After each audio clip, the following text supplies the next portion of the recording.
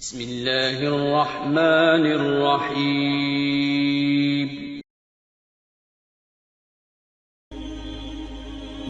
شروع اللہ کا نام لے کر جو بڑا مہربان نہایت رحم والا ہے۔ یاسین، قسم ہے قرآن کی جو حکمت سے بھرا ہوا ہے۔ اے محمد صلی اللہ علیہ وآلہ وسلم، بے شک تم پیغمبروں میں سے ہو، سیدھے رستے پر ہو۔ یہ قرآن غالب و مہربان کا نازل کیا ہوا ہے تاکہ تم ان لوگوں کو جن کے باپ دادا کو خبردار نہیں کیا گیا تھا خبردار کر دو کہ وہ غفلت میں پڑے ہوئے ہیں۔ ان میں سے اکثر پر اللہ کی بات پوری ہو چکی ہے، سو وہ ایمان نہیں لائیں گے۔ ہم نے ان کی گردنوں میں طوق ڈال رکھے ہیں اور وہ ٹھوڑیوں تک پھنسے ہوئے ہیں، تو ان کی گردنیں اکڑی ہوئی ہیں، اور ہم نے ان کے آگے بھی دیوار بنا دی اور ان کے پیچھے بھی، پھر ان پر پردہ ڈال دیا تو یہ دیکھ نہیں سکتے۔ اور تم ان کو خبردار کرو یا نہ کرو، ان کے لیے برابر ہے، یہ ایمان نہیں لائیں گے۔ تم تو صرف اس شخص کو خبردار کر سکتے ہو جو اس نصیحت یعنی قرآن کی پیروی کرے اور رحمان سے غائبانہ ڈرے، سو اس کو مغفرت اور بڑے ثواب کی بشارت سنا دو۔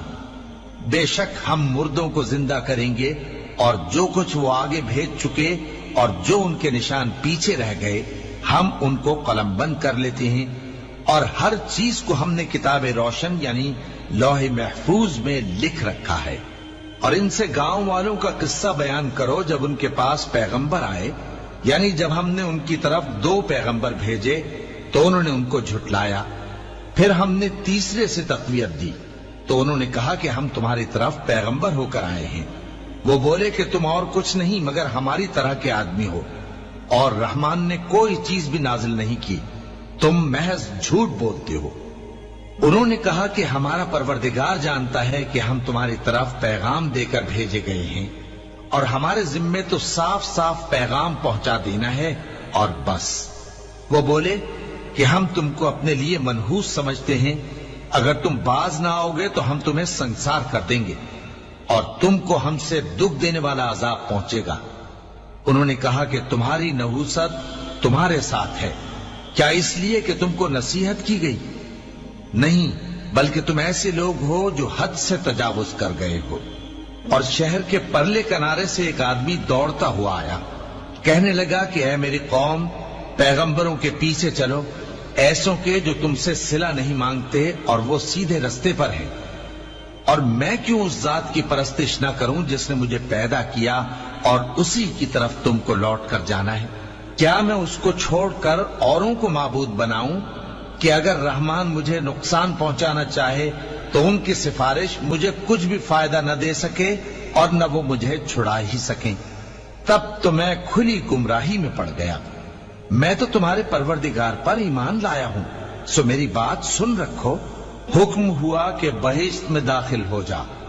بولا کاش میری قوم کو پتا چل جائے کہ میرے رب نے مجھے بخش دیا اور مجھے عزت والوں میں شامل کیا، اور ہم نے اس کے بعد اس کی قوم پر کوئی لشکر نہیں اتارا اور نہ ہم اتارنے والے تھے۔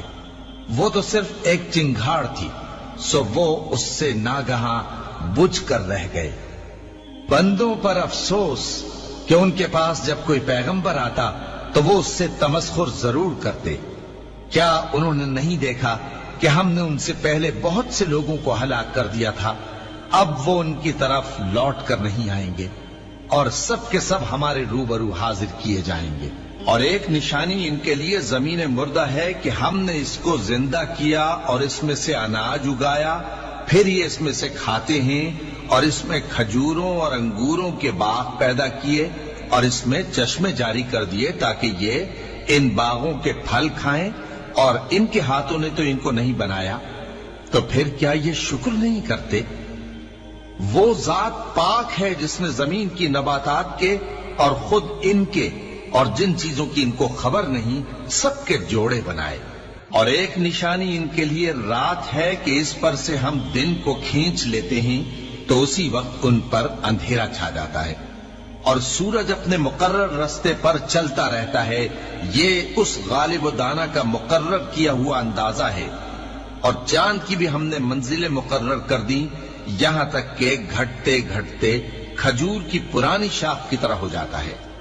نہ تو سورج ہی سے یہ ہو سکتا ہے کہ چاند کو جا پکڑے، اور نہ رات ہی دن سے پہلے آ سکتی ہے، اور سب اپنے اپنے مدار میں تیر رہے ہیں۔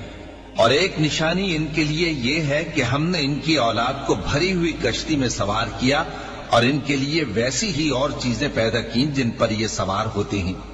اور اگر ہم چاہیں تو ان کو غرق کر دیں، پھر نہ تو ان کا کوئی فریاد رس ہو اور نہ ان کو رہائی ملے، مگر یہ ہماری رحمت اور ایک مدت تک کے فائدے ہیں۔ اور جب ان سے کہا جاتا ہے کہ جو تمہارے آگے اور جو تمہارے پیچھے ہے اس سے ڈرو تاکہ تم پر رحم کیا جائے، اور ان کے پاس ان کے پروردگار کی طرف سے کوئی نشانی نہیں آتی مگر اس سے منہ پھیر لیتے ہیں۔ اور جب ان سے کہا جاتا ہے کہ جو رزق اللہ نے تم کو دیا ہے اس میں سے خرچ کرو، تو کافر مومنوں کے متعلق کہتے ہیں کہ بھلا ہم ان لوگوں کو کھانا کھلائیں جن کو اگر اللہ چاہتا تو خود کھلا دیتا، تم تو کھلی گمراہی میں ہو۔ اور کہتے ہیں اگر تم سچ کہتے ہو تو بتاؤ یہ وعدہ کب پورا ہوگا۔ یہ تو ایک چنگھاڑ ہی کے منتظر ہیں جو ان کو اس حال میں کہ باہم جھگڑ رہے ہوں گے آ پکڑے گی، پھر نہ تو یہ وصیت ہی کر سکیں گے اور نہ اپنے گھر والوں میں واپس جا سکیں گے۔ اور جس وقت سور پھونکا جائے گا یہ قبروں سے نکل کر اپنے پروردگار کی طرف دوڑ پڑیں گے، کہیں گے ہائے بربادی، ہمیں ہماری خوابگاہوں سے کس نے جگہ اٹھایا۔ یہ وہی تو ہے جس کا رحمان نے وعدہ کیا تھا اور پیغمبروں نے سچ کہا تھا۔ وہ تو صرف ایک زور کی آواز ہوگی کہ سب کے سب ہمارے روبرو آ حاضر ہوں گے، پھر اس روز کسی شخص پر کچھ بھی ظلم نہیں کیا جائے گا، اور تم کو بدلہ ویسا ہی ملے گا جیسے تم کام کرتے تھے۔ اہل جنت اس روز عیش و نشاط کے مشغلے میں خوش ہوں گے، وہ بھی اور ان کی بیویاں بھی سایوں میں تختوں پر تکیے لگائے بیٹھے ہوں گے، وہاں ان کے لیے میوے ہوں گے، اور جو وہ منگوائیں گے ان کو ملے گا۔ ان کو پروردگار مہربان کی طرف سے سلام کہا جائے گا، اور وہ فرمائے گا کہ گناہگارو تم آج الگ ہو جاؤ۔ اے آدم کی اولاد، کیا میں نے تم سے کہہ نہیں دیا تھا کہ شیطان کو نہ پوجنا، وہ تمہارا کھلا دشمن ہے، اور یہ کہ میری ہی عبادت کرنا یہی سیدھا رستہ ہے۔ اور اس نے تم میں سے بہت سی خلقت کو گمراہ کر دیا تھا، تو کیا تم سمجھتے نہیں تھے؟ یہی وہ جہنم ہے جس کے تمہیں دھمکی دی جاتی تھی، جو تم کفر کرتے رہے ہو اس کے بدلے آج اس میں داخل ہو جاؤ۔ آج ہم ان کے منہوں پر مہر لگا دیں گے، اور جو کچھ یہ کرتے رہے تھے ان کے ہاتھ ہم سے بیان کر دیں گے، اور ان کے پاؤں اس کی گواہی دیں گے۔ اور اگر ہم چاہیں تو ان کی آنکھوں کو مٹا کر اندھا کر دیں، پھر یہ رستے کو دوڑیں تو کہاں سے دیکھ سکیں گے؟ اور اگر ہم چاہیں تو ان کی جگہ پر ان کی صورتیں بدل دیں، پھر وہاں سے وہ نہ آگے جا سکیں اور نہ پیچھے لوٹ سکیں۔ اور جس کو ہم بڑی عمر دیتے ہیں تو اسے تخلیق میں اوندھا دیتے ہیں، یعنی اسے بچپن کی کمزوری والی حالت کی طرف لوٹا دیتے ہیں۔ تو کیا یہ سمجھتے نہیں؟ اور ہم نے ان کو یعنی اپنے پیغمبر صلی اللہ علیہ وآلہ وسلم کو شعر گوئی نہیں سکھائی، اور نہ وہ ان کو شایع ہی ہے۔ یہ تو محض نصیحت ہے اور صاف صاف قرآن ہے، تاکہ اس شخص کو جو زندہ ہو خبردار کرے اور کافروں پر بات پوری ہو جائے۔ کیا انہوں نے نہیں دیکھا کہ جو چیزیں ہم نے اپنے ہاتھوں سے بنائیں ان میں سے ہم نے ان کے لیے مویشی پیدا کر دیے، اور یہ ان کے مالک ہیں، اور ان کو ان کے قابو میں کر دیا تو کوئی تو ان میں سے ان کی سواری ہے اور کسی کو یہ کھاتے ہیں، اور ان میں ان کے لیے اور فائدے اور پینے کی چیزیں ہیں، تو کیا یہ شکر نہیں کرتے؟ اور انہوں نے اللہ کے سوا اور معبود بنا لیے ہیں کہ شاید ان سے ان کو مدد پہنچے، مگر وہ ان کی مدد کی ہرگز طاقت نہیں رکھتے، اور وہ ان کی فوج بنا کر حاضر کیے جائیں گے تو ان کی باتیں تمہیں غمناک نہ کر دیں۔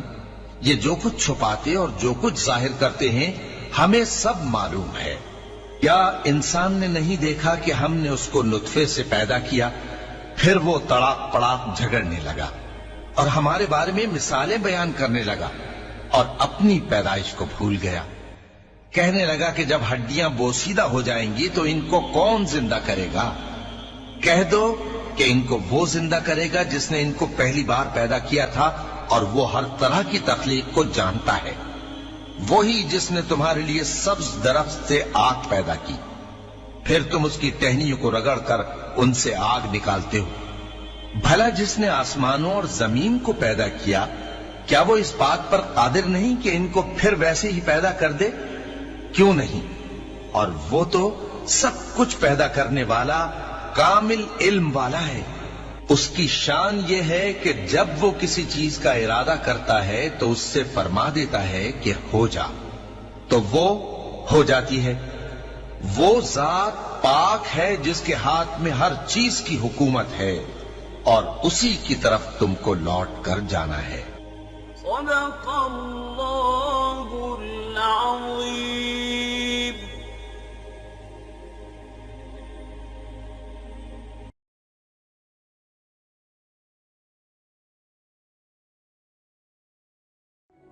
تذكر يوما كنت تعانق دمعة الفكر، تناجي الله في صبر وترجو رحمة تسري.